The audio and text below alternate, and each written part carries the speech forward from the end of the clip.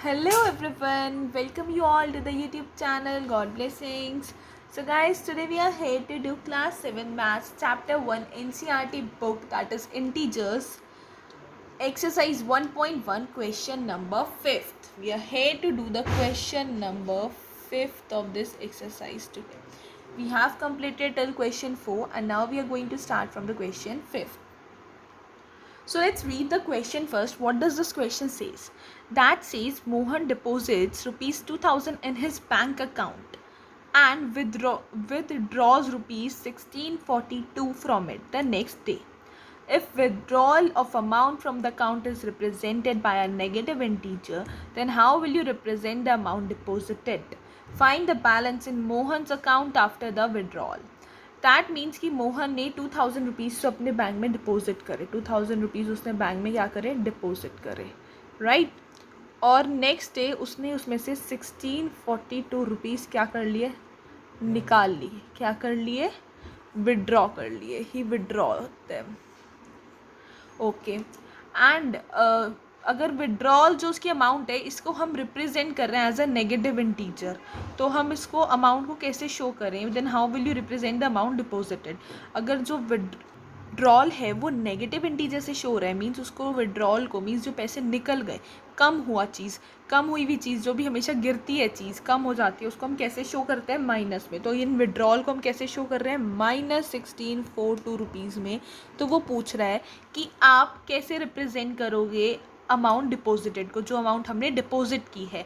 अब अगर जो पैसे निकल गए, कम हो गए, तो उसको तो हम माइनस में शो कर रहे हैं। तो ये जो अमाउंट हमने डिपॉजिट करी है अकाउंट में, तो उसको हम कैसे रिप्रेजेंट करेंगे, इसको तो हमने नेगेटिव इंटीजर से रिप्रेजेंट किया, और जो हमने पैसे भरे हैं उसको हम रिप्रेजेंट करेंगे पॉजिटिव इंटीजर से। We will represented by positive integer, that is plus,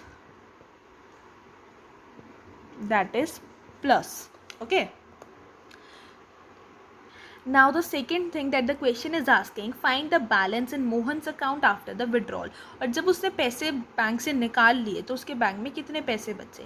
suppose करो आपकी मम्मा ने आपको 10 रुपीज़ दिए, ओके, और नेक्स्ट डे आपकी मम्मा को ज़रूरत पड़ी पैसों की, तो मम्मा ने आपसे 5 रुपीज़ ले लिए, राइट।